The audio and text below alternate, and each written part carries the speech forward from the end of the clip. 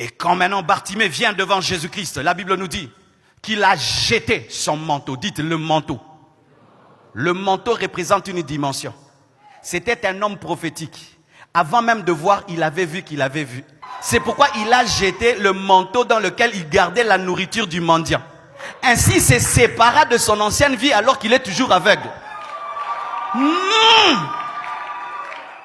Il s'est détaché de la vie de l'aveugle tout en étant aveugle parce qu'il avait jeté tout ce qu'il avait. Si tu crois que tu verras, jette ce que tu as.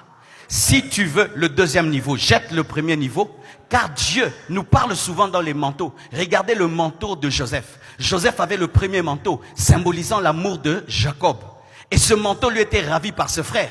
Il a eu un autre manteau, le manteau de l'esclavage, celui que Potiphar lui a donné. Et ce manteau a été pris par la femme de Potiphar. Il a eu un autre vêtement, le vêtement du prisonnier. Et cela a été pris. La Bible nous dit que lorsqu'il devait devenir premier ministre, on l'a changé les habits.